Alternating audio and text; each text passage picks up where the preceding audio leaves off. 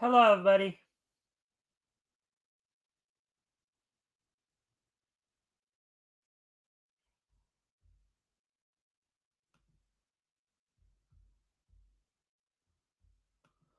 All right, welcome to the Mikestand. Today is Tuesday, June 11th, 2024. We're gonna give people a chance to come in here. If you haven't already, of course, if you guys can like and share the stream, see if we can get some more friendly people in here to engage. That would be appreciated. Also, if anything here we talk about tonight grabs your attention, um, feel free to comment and or ask questions. I'll try to answer the question best of my ability. Um, with that, we're going to wait a few minutes, give people a chance to come in. So I hope everybody's having a good week thus far.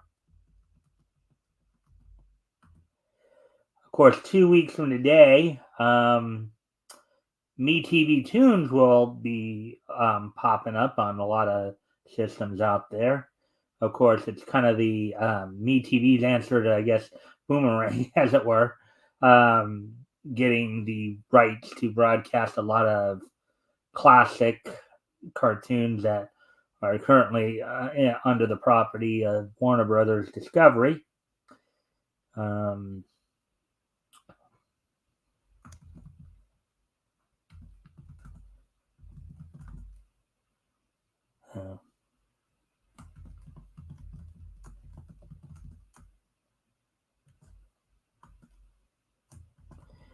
uh, and again, if you guys can help out by liking and sharing the stream, that would be appreciated. Also, if anything here grabs your attention, feel free to comment and or ask questions, and I will try to answer the questions to the best of my ability. So it looks like we do have 3 people here, so might as well talk about what's on tap for tonight.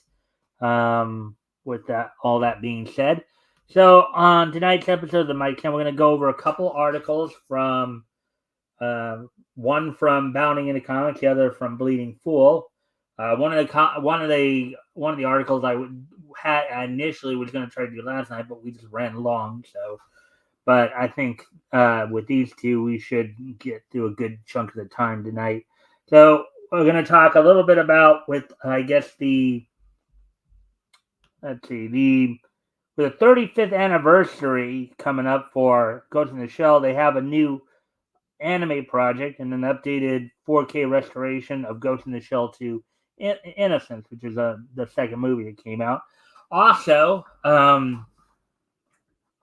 that's on Bounding in the Comics. So from Bleeding Fool, we're going to be looking at an article that happened. Apparently, something happened at Vancouver Comics Fest recently, where a Jewish creator was actually banned from the event. Um, and of course, Vancouver Comics Fest later apologized for that. So we're going to be looking at that as well. Also, a little later on, we'll have wrestling wrap up and This Day in Each History segment. So, with all that being said, why don't we go ahead and get started then? Let me go ahead and share the screen.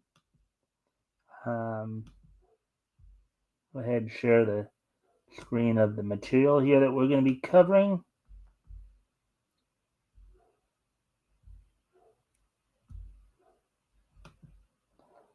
All right, so here we go.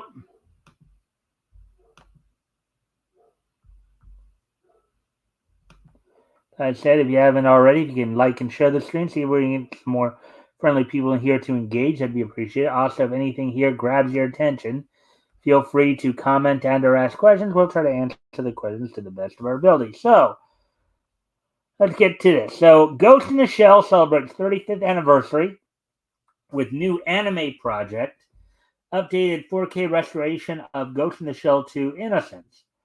Article by Nerd Against 2 published back on June 7th, which was that was last Thursday, I believe. So let's get into this. Quite an interesting look there, huh? All right, so as the world outside our doors continues to ever devolve into a cyberpunk dystopia, Bandai Namco Filmworks has declassified a pair of new Ghost in the Shell projects. One a brand new project, and the other a new restoration of a fan favorite film. Let me just see if we got. Oh, hey Tim! And for those of you who noticed that, if I'm guessing Tim is sharing a link to something he's doing. If you guys want to check that out, there it is.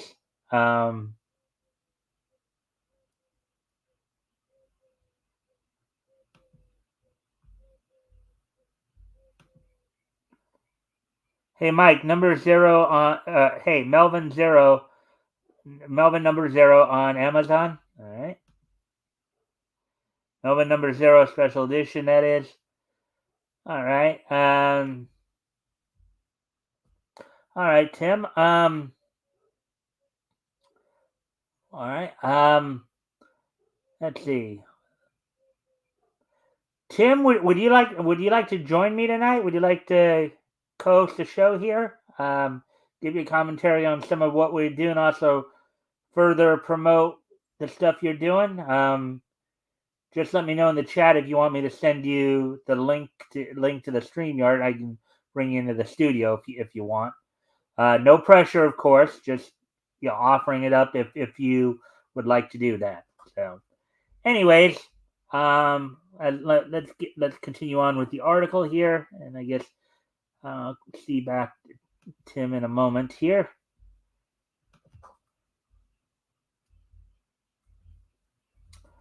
On May 25th, Bandai Namco Filmworks announced that in honor of its 35th anniversary of Shiro Masamune's seminal manga.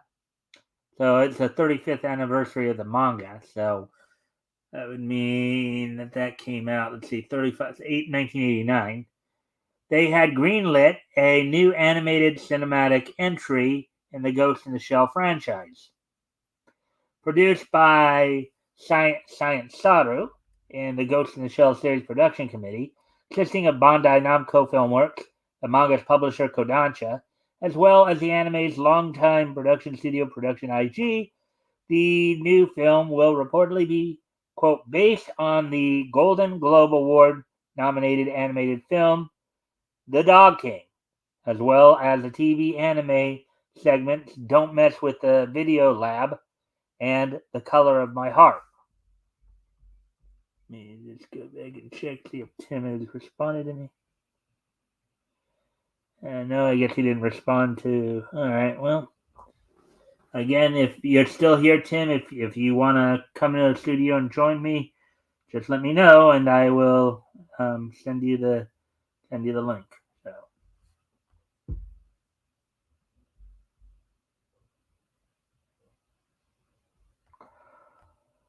All right. So, anyway, further upon its release, the film will be entered into the Annecy International Animated Film Festival 2024 feature-length competition. And I guess here's some of the official teaser. And though fans will have to wait until 2025 to see the major's next official sortie, June will see G-Kids offer a holdover in the form of a 3-day theatrical screening of a brand new 4K restoration of Mamoru Oshii's 2004 award-winning Ghost in the Shell 2 Innocence, has produced in honor of the film's own 20th anniversary. All right.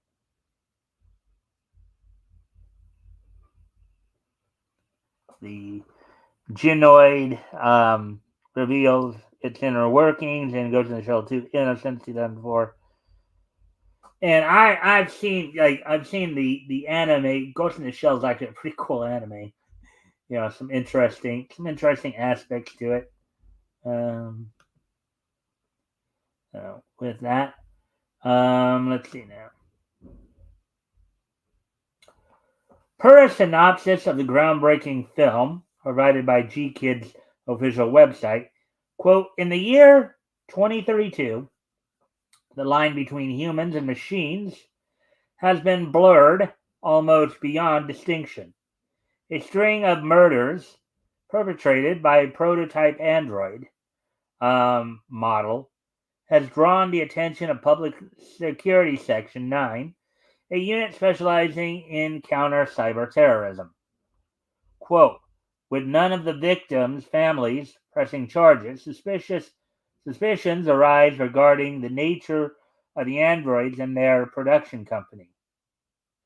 Unquote. It continues.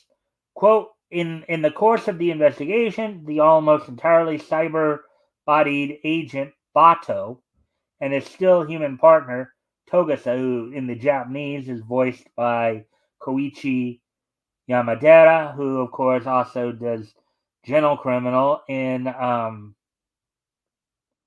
My Hero Academia, who voices Gentle Criminal, embark on a journey through a technological dystopia, taking on ferocious Yakuza thugs, devious hackers, government bureaucrats, and corporate criminals to uncover the shocking truth behind the crime. Let's see, the 4K restored Ghost in the Shell 2 Innocence is scheduled to be screened in Japanese with English subtitles, select North American theaters on June 23rd, 24th, 25th. Ahead of the nationwide 4K screening, the New York Japan Society, G-Kids, Anime New York City will be holding a special double screening of the 4K restored editions of both Ghost in the Shell and Ghost in the Shell 2 Innocence on June 15th. There's from the movie there's Major Matoga. From what I understand, the way they put them in the movies and the way they sometimes put them in the animes are slightly different. And that's the end of that article, of course. Again, if you guys have any comments, feel free to share them. Comments or questions. I'll try to answer the questions to the best of my ability. So with that, let's see now.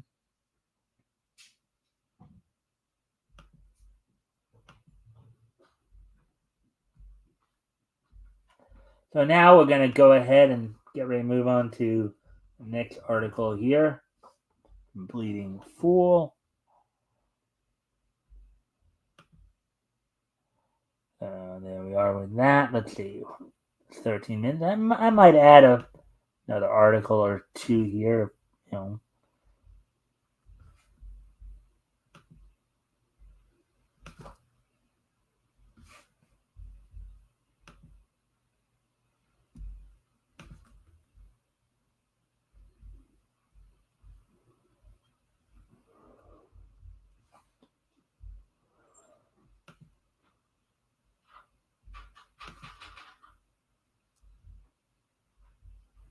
All right, so here we go. Here's the next article we'll look at here.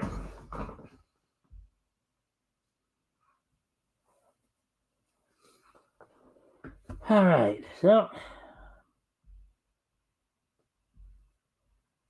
and again, if you guys can like and share the screen, see if we can get some more friendly people in here to engage. That'd be appreciated. Also, if anything here grabs your attention, feel free to comment and or ask questions. We'll try to answer the questions to the best of our ability. So let's get to this. Vancouver Comics Fest apologizes for banning Jewish creator for IDF service. Article by Avi Green, published June 7th, 2024. Okay. All right. So let's see now. Let's see if there's any new comments. Nope. A few days after the disgusting news that the Vancouver Comics Arts Festival in Canada banned artist Miriam Libicki over her service in the Israeli army, her left-wing positions notwithstanding, the Times of Israel, JTA, now reports the conventions apologized for the abominable behavior, which did as much a disfavor to World War II Holocaust and 9/11 victims as it did to the victims of Hamas on October 7th, 2023. So here, and now that's Avi speaking. So now we're going to the Times of Israel JTA article here. This is what the article had to say. A Vancouver Comic Festival apologized to a Jewish artist it had banned over her past Israeli military service, and a Seattle museum announced it was recommitting to an exhibit on anti-Semitism that prompted a staff walkout and 2 reversals of North American arts world sanctions connected to the Israel-Hamas war. Both the Vancouver Arts Festival in Canada and the Wing Luke Museum in the United States had faced significant backlash over the actions they took because of pro-Palestinian activism.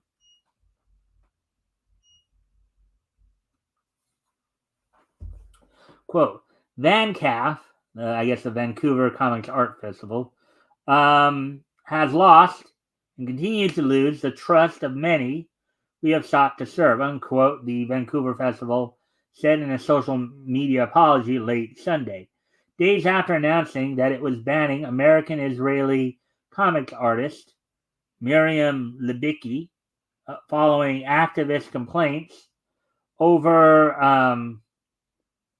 her past IDF service. So I think IDF stands for, in this case, Israeli Defense Force, is what they're saying there. That's probably what that stands for. Let's see. Anybody saying anything yet here? Oh, hey, Rick. Let's see. Oh, we got Goodnight Spoon and Rick here. So let's. Hey, guys. Thanks for popping in. Let's see what we got here. Well. Hi, all. Hey, Rick. Hey, Goodnight Spoon. Let's see. Rick, where are you? I am here. On stream.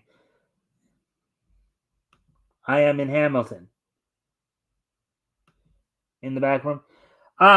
Goodnight Spoon. Normally, since Rick has a show right after, I usually don't have him on Tuesday nights here. Only because he has a show. He has basically a show, like he'd have a show right after. So knowing that he probably wants to prepare for his show, and we're okay with that. He's not being slighted or anything. It's just normally I try to have another guest on if available, but as it is right now, Hamilton isn't here, man. I'm starting my stream at 10 p.m. Eastern, so in just over 40 minutes. No, not in the back room. Yeah. I mean, Goodnight Spoon, you can still stick around and hang out. I mean, you guys can talk in the chat and have you, and and of course, again, you can comment from the chat on what we're talking about. Let's see. True, I would punish Rick for having his own show too if I were you. I'm not punishing him. Yeah, you're being a little stinker there, Spoonie. But anyways, any developments on Blue Kimono? Well, I did yesterday. I did write, I guess, quote unquote, the latest chapter. I did add to the story, but I probably won't be reading any more of it until maybe I'm ready to consider publishing it. But I think there'll probably be like one more chapter to write. Then but I also have to get my ideas for the character designs to Rick, because he's offered to draw them up for me. So, but anyway, it's still gonna be a while off though until I at least write at least one more chapter. Then this introductory arc, as it were. So that's basically I have written another chapter. I did it yesterday, and that's where everything's at with it. So, anyways, thanks for your interest. With that, let's continue with the Oh, I'm so excited for that. So I did you like what I so Spoon? Did you like what I wrote? Did you like what I wrote then?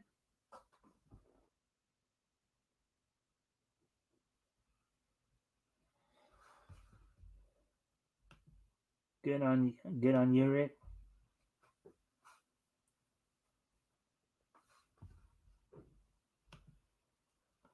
I have ideas for alternatives to publishing. Well, again, this is one of those things I just kind of had a loose idea of developing into an anime. That was where I was originally gonna, that's so I was gonna, I wanted to ultimately, still obviously make it into an anime, but the route best to go through that is maybe make it as a manga, maybe as a colored manga, or even as a comic. But and I have ideas of where I'm going to go with the story too. It's just kind of flesh them out in my head and then write them out. So, but I'll ask again, because I don't know if you made. Did you like what I wrote thus far for it?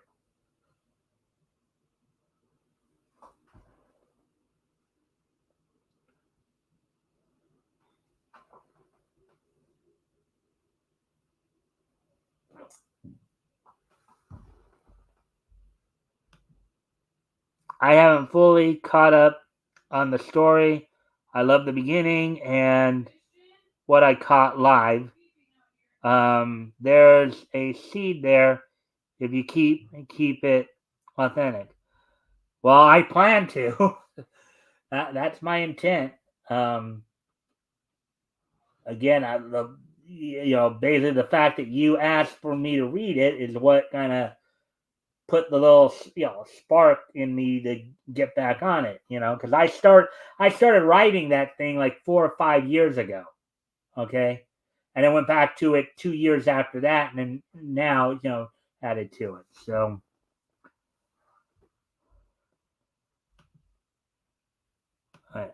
I'll say I have an interest. Okay, that's at least what I more or less needed to hear. It's like idea is it something I should put? Is it something that maybe I should? Again, this is something I just kind of threw together. I would have probably just done here and there. But if it's something that there's at least some interest in, I might decide to put more time and energy into it, and at the very least get the first arc finished. And see where we go from there. So, anyways, with all that being said, I hope that's enough of the catch up for my little script there, as it were, or draft, whatever you want to call it.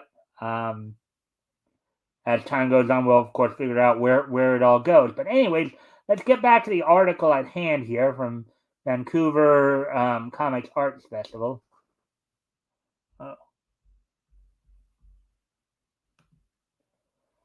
All right, so let's see.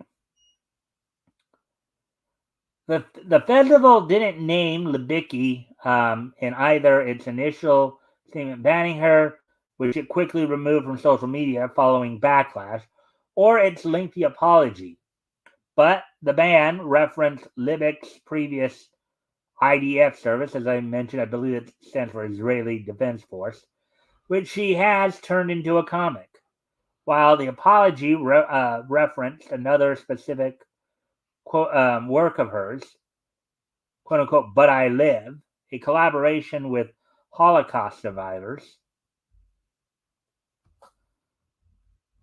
After criticism from both Libicki and the leaders of of major Canadian Jewish institutions, VanCAF, said in its apology that, quote, the vast majority, unquote, of people involved in the ban have resigned from its board.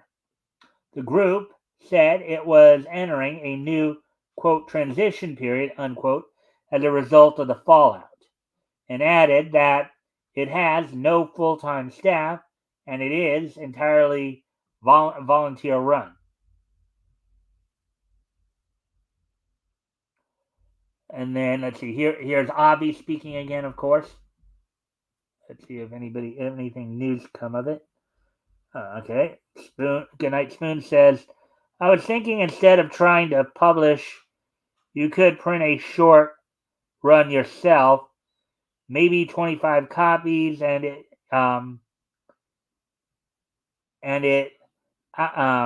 send it out to comics influencers to review and run a campaign based on the feedback. Again, I don't even know how to print. you know,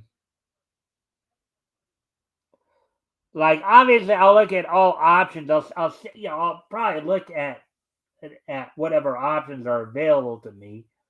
Again, I'll probably most likely, since I already have a rapport with him, I'll probably seek RJ's help with it, through Critical Blast, and since I have the rapport with him.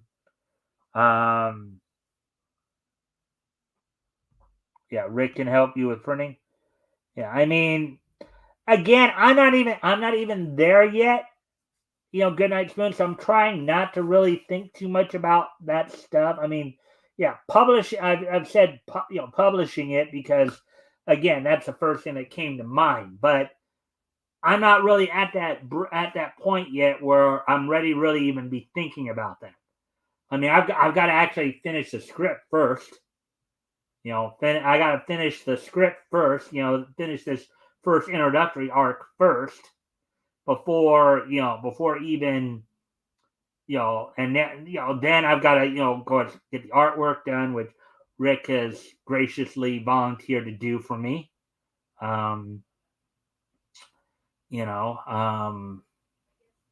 Which I appreciate that.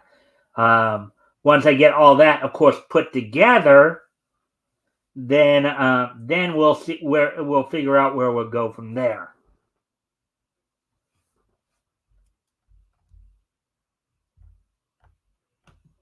That works too. Not putting the cartel before the horse. I think you mean cart, not cartel. A cartel is like a criminal organization, like a drug cartel. Okay, I think you mean cart in that particular case. Anyway, let's get back to the article here, because Avi's responding to what we just read here. This is Avi's response to what we just read, I believe. Those who left the convention's board are no loss and do not belong in the entertainment business in any way, shape, or form.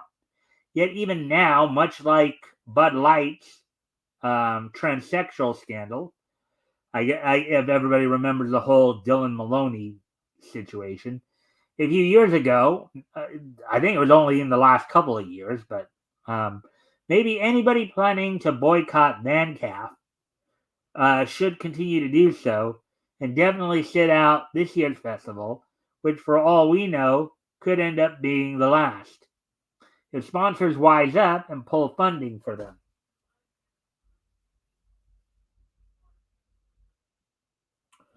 Quote, conflating the political. Okay, so and this going back to the article that Avi's referencing here. Conflating the political with the practical safety of those attending our festival was the wrong stance to take. Unquote. The apology noted, VanCAF said it had issued the ban as a result of safety concerns after deeming a pro-Palestinian backlash to Libicki's presence at the last two festivals had created a quote-unquote volatile atmosphere. So basically, what they're saying here is Van Calf was apparent, or at least there were people on the board who were apparently afraid that people would react violently because of Libicki's presence. Okay, that's why you have security. That's kind of stupid. You have security, and if the situation becomes too much for security, you call the cops and have them arrested. Duh. Let's see. I've heard it both ways. All right, well, that's news to me. But anyways, continuing on with the article here. In parentheses here, a synagogue in Vancouver was targeted in an arson attack last week, elevating alarm after shooting attacks on Jewish sites in Toronto and Montreal. Authorities in Vancouver are investigating the arson as a hate crime, unparenthesed. But, okay, the thing is, you don't back down from protesters. You don't back down from bullies. You know, that's what they want. They're trying to scare you into submission. You stand up for yourself. Okay? You don't let them shut you down just because, you know, they're idiots. VanCAF is one of a growing number of arts institutions to face turmoil over the war sparked by Hamas's October 7th attack, which has left some Jews feeling uncertain about their place in the arts world.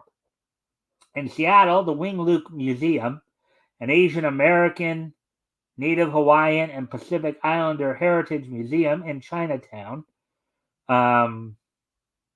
will move forward with an exhibition on how the region's Asian, Jewish, and Black communities have all jointly responded to hate. The announcement came days after several museum staffers walked off the job objecting to what they said were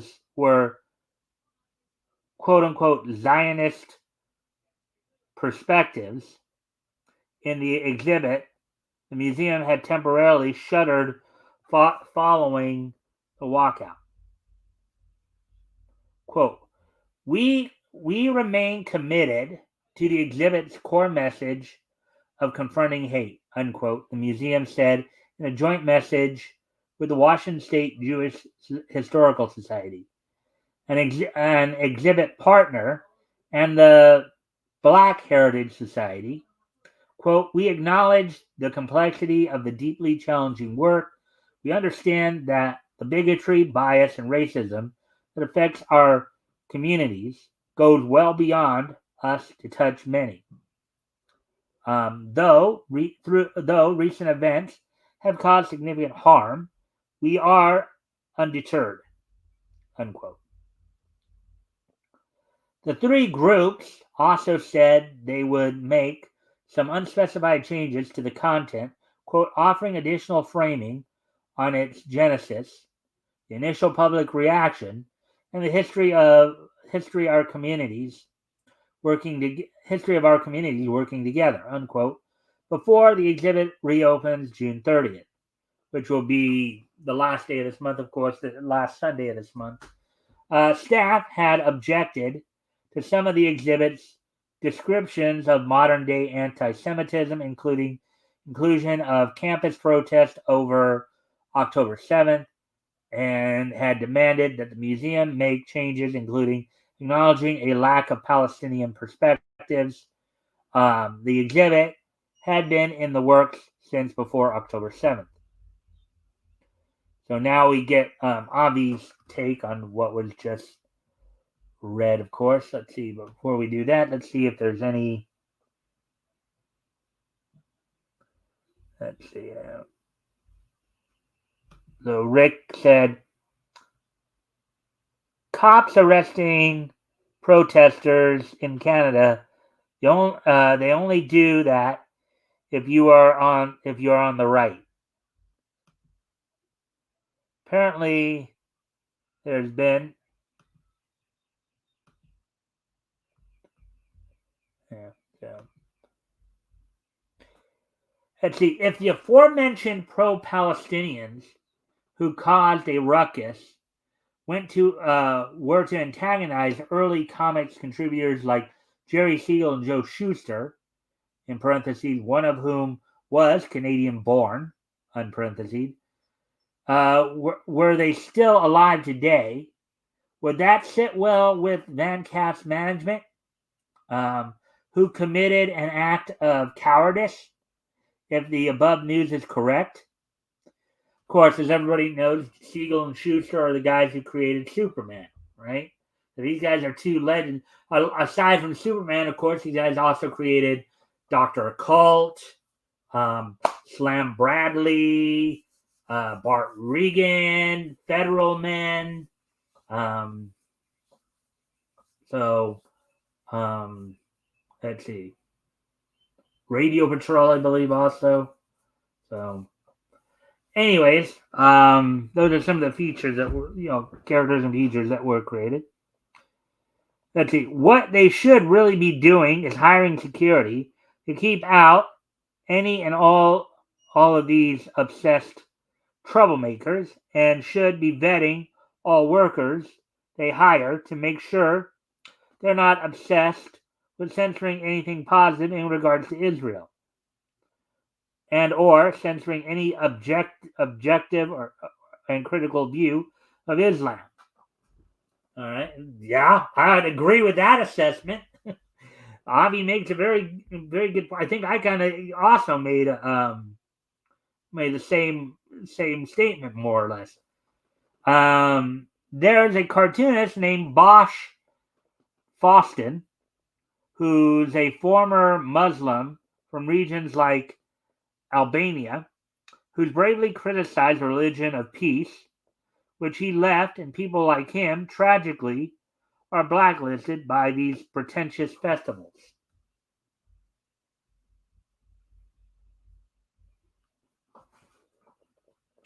Let's see what more you guys may have to say here.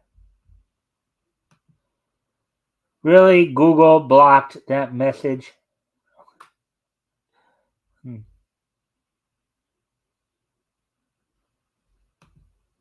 I wasn't trying again. Wasn't really aware of that it was blocked, but I don't see it on my end here.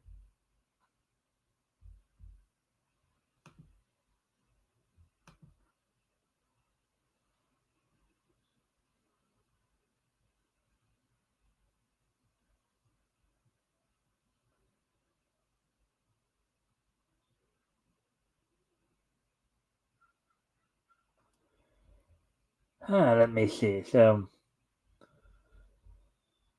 what the hell is going on? I can't tell you, Goodnight Spoon, because I don't.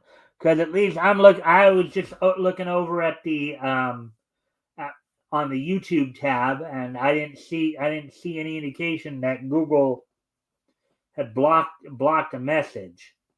So I didn't see anything come up there. I mean, so I don't know what the hell is going on. Let's see. It's a quote attributed to Edmund Burke. Yeah. I mean, it's not showing. Well, it's not showing up on the StreamYard thing either. So, it could be a copyright issue, but that maybe that's it. That might be what, if you're quoting somebody, but again, I wouldn't even know why they would be blocking quotes so as much.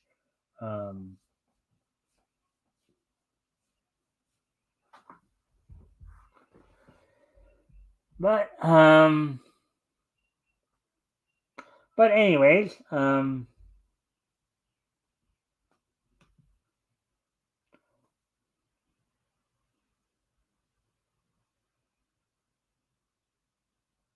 they also blocked my Burford Tamman quote from Back to the Future 3.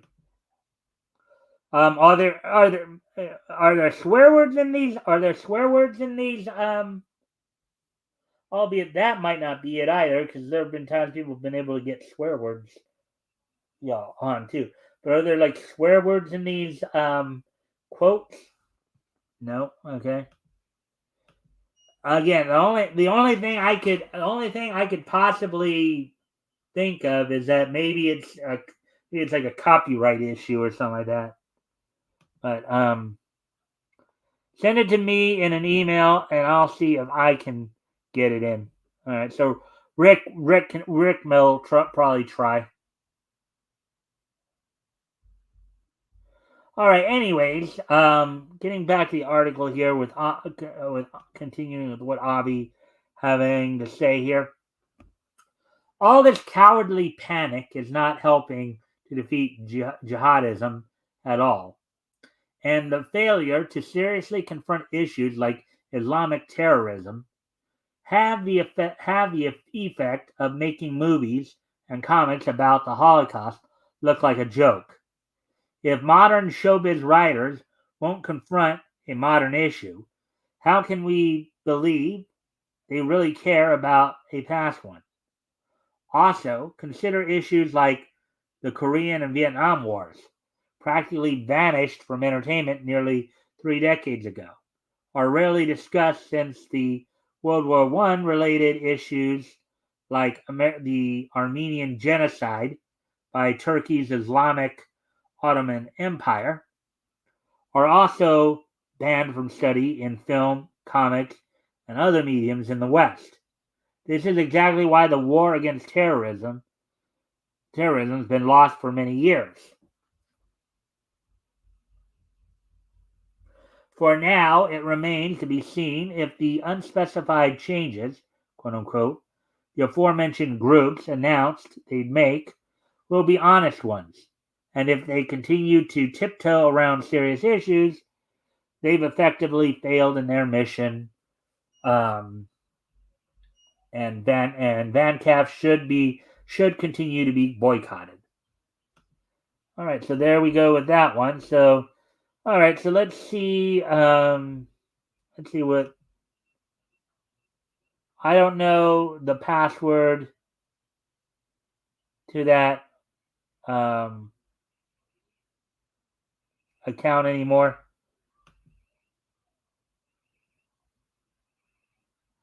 We get Mad Libs it.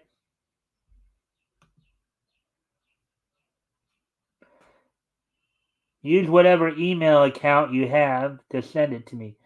Um, yeah, I mean, if you have Rick's, I know Rick's on Discord. Rick's on X. Rick is on Facebook.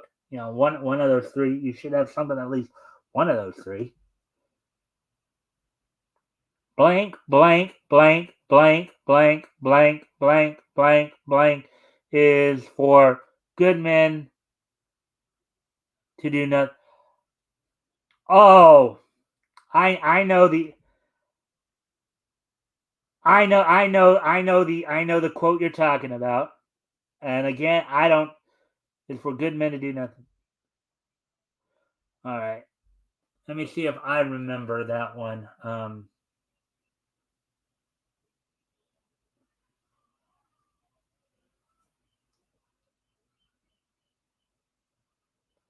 Yeah, I think it's something like evil triumphs when good men sit and do nothing. Is that the quote? Or a paraphrase of the quote there? Evil triumphs when good men sit and do nothing. Let me look up Edmund Burke there.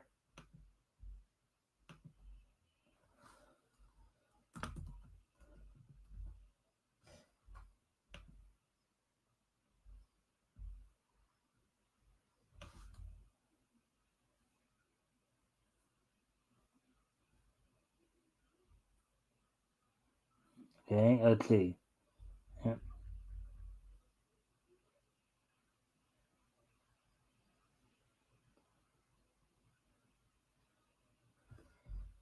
All right, let me see if they do have some of this.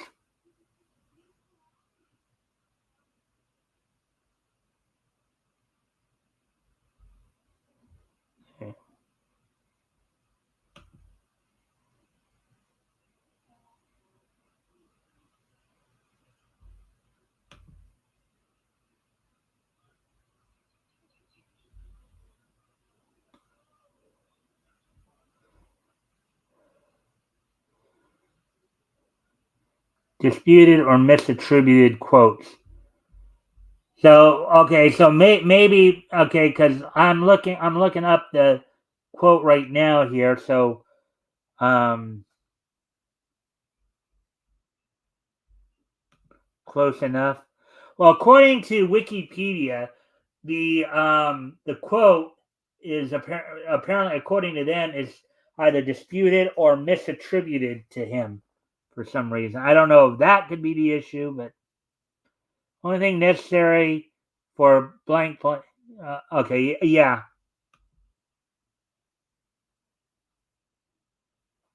Is it blocking evil? Not evil. Triumph. Hmm. Let me see.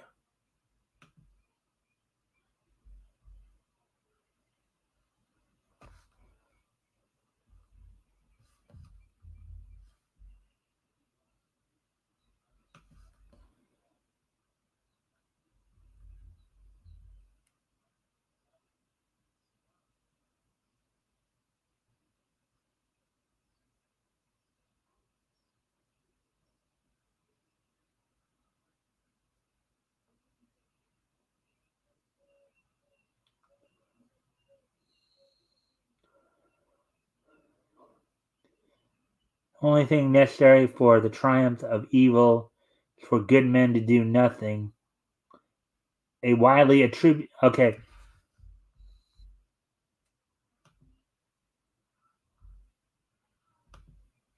so let's see. Only thing necessary for evil to triumph is for good men to do nothing. Yeah, I saw that too. I just um Rick, you have a wrench. That doesn't count. Laugh out loud. Um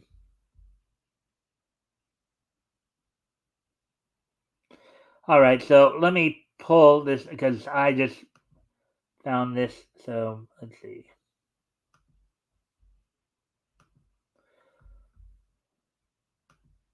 All right. So here's what Wikipedia has to say on it. When good men do nothing. So the well-known maxim that the only thing necessary for the triumph of evil is for good men do nothing is widely attributed to Burke, despite the debated origin of the quotation. It is known that in 1770 Burke wrote the following passage in Thoughts on the Causes of the Present Discontents. And then I guess another form of it here is when bad men combine, the good must associate, else they will fail one by one, and an unpitied sacrifice in a contemptible struggle. In 1867, John Stuart Mill made a similar statement in an inaugural address delivered at the University of St. Andrews. Bad men need nothing more to compass their ends than that good men should look on and do nothing. Yeah. So basically there have been the main one that we talk about though is the only thing necessary for the triumph of evil is for good men to do nothing. So now why you weren't able to share that good night spoon, I have no idea. There's nothing about that statement that is either, aside from maybe the fact that there's some dispute as to who actually said it, but there's nothing really, I would say, controversial or foul about it. It's true, you know. So, um, let's see. All right, so let's see about these. You guys are really quoting it up there, aren't you?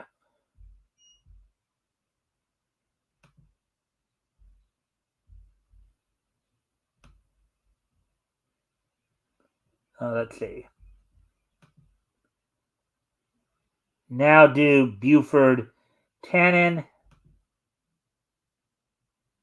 I done blank, blank, blank. Only I'm interested in the etymology of this quote. I done nothing, Buford Tannen. Burke. Let's see, Norick.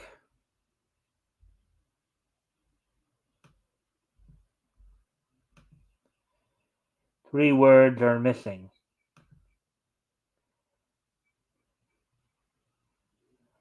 I done nothing for C's sake, Buford.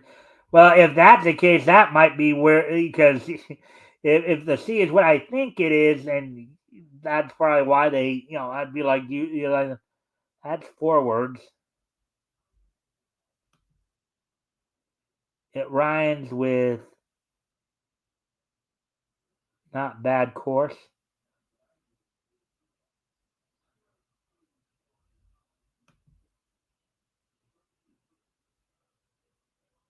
Well, blank the first two words and say the rest. Hmm.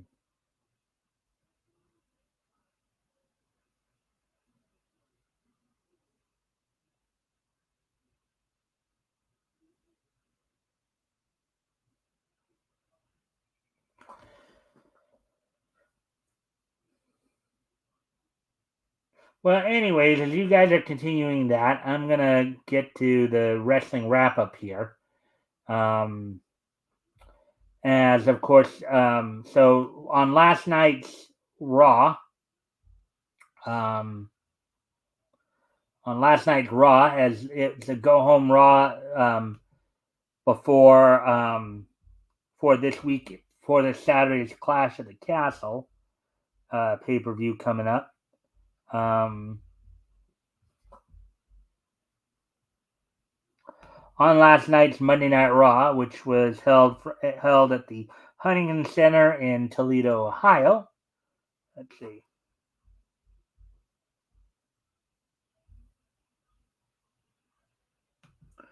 It was blocked by Google blank blank blank that horse. Hmm. Yeah. Well, anyways, getting to the on last night's Monday Night Raw, of course, Io Sky in the opening match, Io Sky defeated Lyra Valkyrie. She had, of course, her two of the other members of Damage Control in her corner of Dakota Kai and Kairi Sane.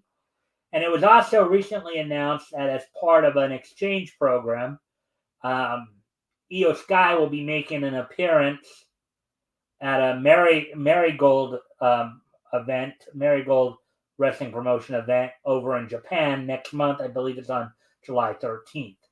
So, also in a six-man tag match, Braun Strowman teamed with the LWO members of Dragon Lee and Rey Mysterio. They had Zelina Vega in their corner to defeat Carlito and the Judgment Day duo of Dominic Mysterio and JD McDonough.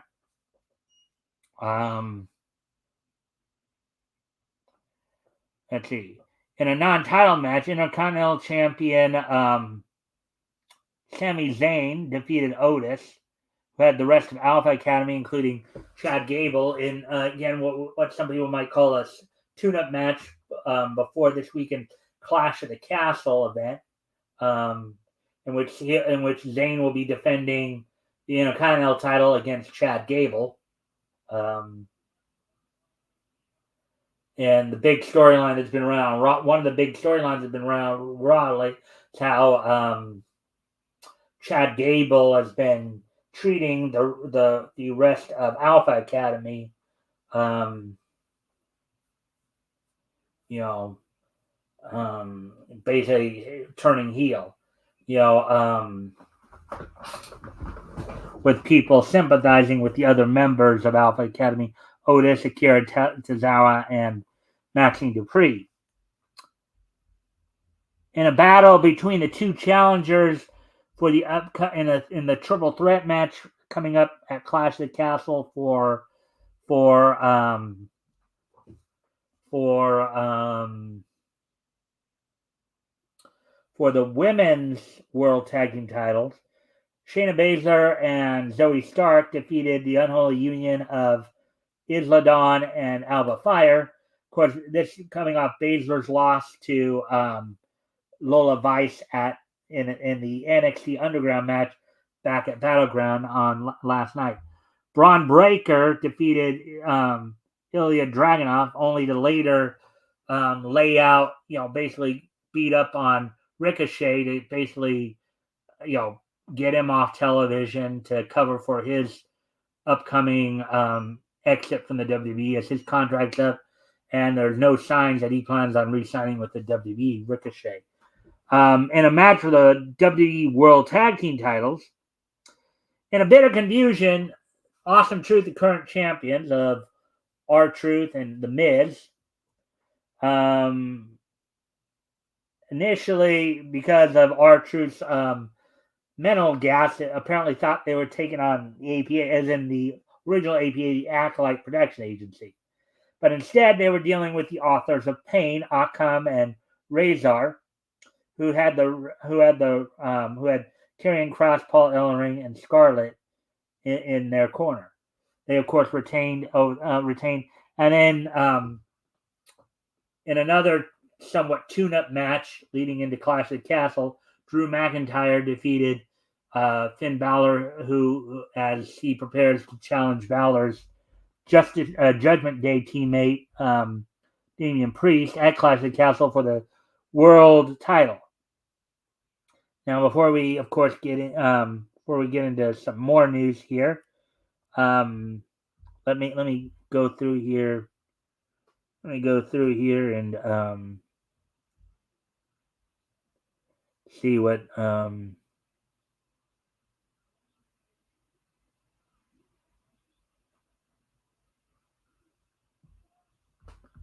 Let's see what you guys are saying here.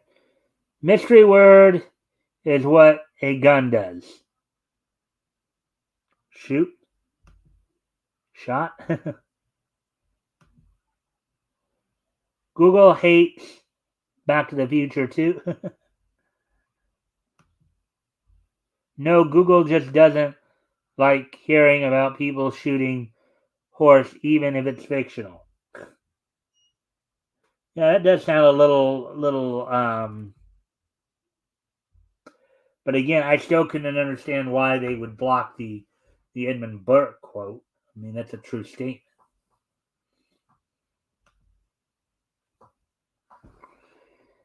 But it's such a good response to someone warning against bad ideas. I agree. I think most people would agree with you. Maybe not. Time to get ready to live for me, and I'll drop in when I'm done, Rick, to say hi and like, share, and all that. Thank you guys for coming in here. Like, it's a good shorthand for too late. I've already done the stupid thing that doesn't make sense. All right. So with that, we do have some more. So talk a little bit about what will be going down on AEW tomorrow night, on AEW's Collision. Coming up tomorrow night. Let me grab that. Go see that. Oh, actually, before I do that, maybe I should look at. So for thus far, and then there'll actually be a live SmackDown from Glasgow, I believe, this Friday, heading with that being their go home show before Clash of the Castle, of course. But for Clash of the Castle, already slated for the show. Let's see. As I said, the women's tag team titles will be on the line. The triple threat matches, current champions Bianca Belair and Jade Cargill will be taking on Shayna Baszler and Zoe Stark, unholy union of Isla Dawn and Alba Fire. Sami Zayn defends the Intercontinental title against Chad Gable. Bayley will be defending the WWE Women's title against Piper Niven. They believe that this was a title shot given to Niven because Niven is from Scotland. So, again, more of a marketing ploy than anything else. Of course, I'll probably talk more about that on SmackDown this Friday. Damian Priest defends the WWE World Heavyweight title against Drew McIntyre. And Cody Rhodes will be defending the WWE and WWE Universal titles against AJ Styles in the Night Quit match. So that's all that's going down at Classic Castle this Saturday for some AEW news. So coming up on tomorrow night's Dynamite, as soon as I can look that up real quick.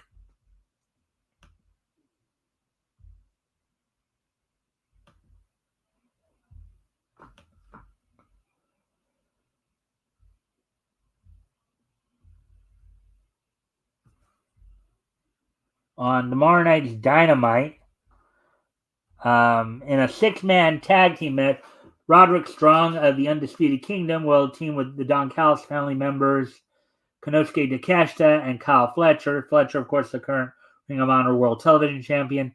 Takeshita already slated for Forbidden Door to be part of the four-way ladder match for the TNT title. We'll be taking on the team of Kyle O'Reilly, Ring of Honor World Champion Mark Briscoe, and Orange Cassidy.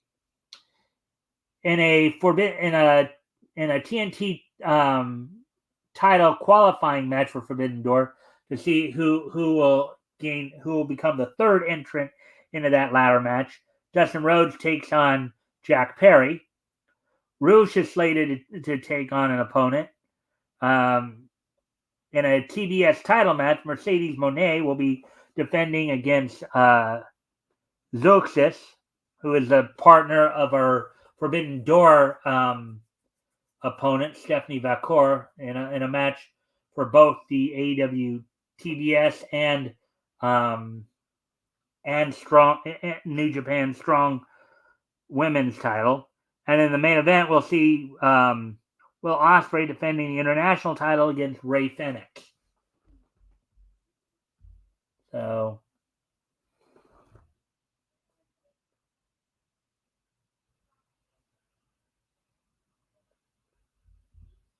let's see. I hope Rick waits for me to get there and doesn't get bored without me. Anyways, I don't think he'll get bored. I mean, he'll probably will start at, he's probably already started, in fact. But with and one more thing that we're going to talk, of course, coming off of her loss to Roxanne Perez at Battleground, Jordynne Grace has an open challenge coming up on this Friday's Against All Odds pay-per-view for TNA. As this Friday, TNA will be holding its Against All Odds pay-per-view, as we said, from Cicero Stadium in Cicero, Illinois, Chicagoland area, as they sometimes like to call it. On the show,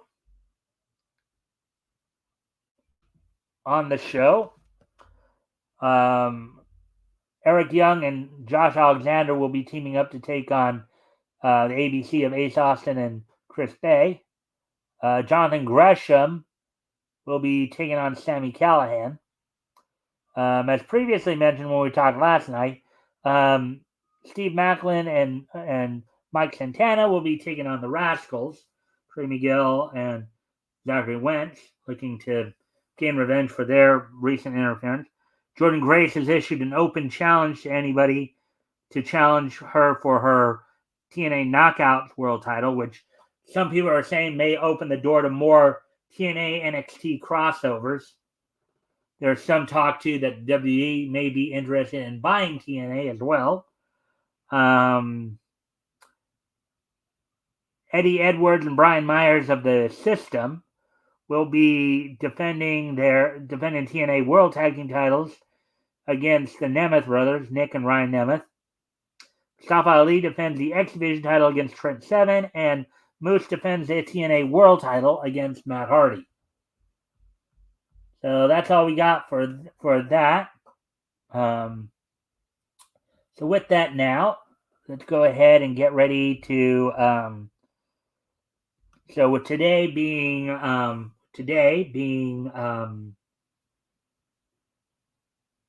Tuesday,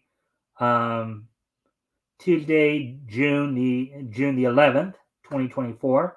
Let's take a look back at this day in Nietzsche history. So let me just look some stuff up here real quick and see. 2014, 1984, and 1999. All right. First off, on this date back in 1984, Kendall Windham made his pro wrestling debut for Championship Wrestling in Florida in a match against Jack Hart, who would become known to fans later as Barry Horowitz, the, of course, enhancement talent for the WWE. He would defeat Barry Horowitz in his first match of his career and for Championship Wrestling in Florida. He would, of course, team up with his brother on numerous occasions throughout, not the Florida territory over the years, and later, even in WCW, years later, in WCW, as part of the West Texas Rednecks. So, but on this date, 40 years ago today, Kendall Windham made his professional wrestling debut, part of the son of Blackjack Mulligan and the younger brother, of course, of Kendall Windham, the brother-in-law of Mike Rotunda, and the uncle of the late Bray Wyatt and Bo Rotunda. So, not Bo. Who's he going by? Oh, Bo Dallas. So now, moving on to the next piece, as we move ahead to 1999, on this date 25 years ago today,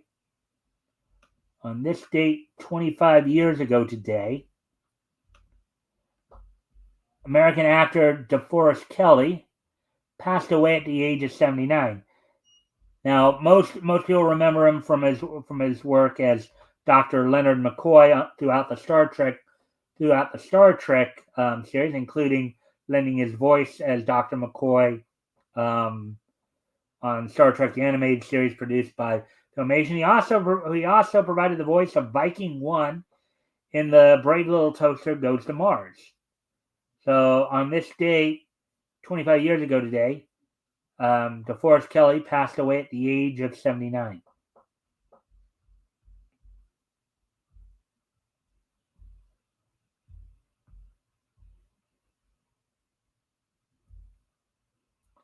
And finally, on this date, 10 years ago today, I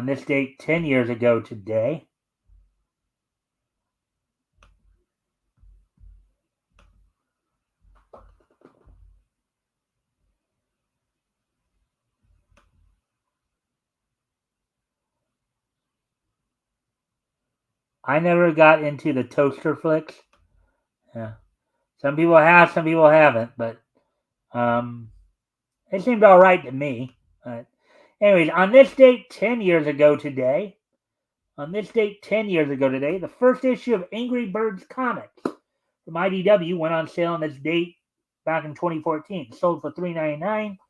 And it was 20. The series only ran for 12 issues, but again, it was based on what has become one of the more popular memes, I guess, or whatever you want to call them, Angry Birds.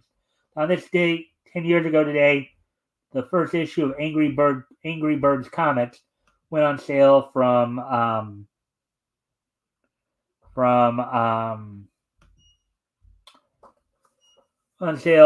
IDW. So with that, I thank you all for being here tonight. I hope everybody enjoyed the show.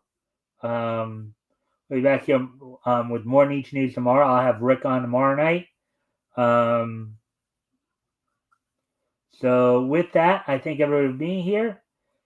This Friday, of course, we'll be finishing up our look at comics that went on sale in night. Well, you'll probably see me in a few minutes. Good night, Spoon, because I'm gonna head over to Rick's. Let's see. Too spoopy for me, just like Home Alone franchise. Furnace. Okay. Guess you meant to say franchise, but anyways, with that, I thank everybody for being here. We'll be back here tomorrow.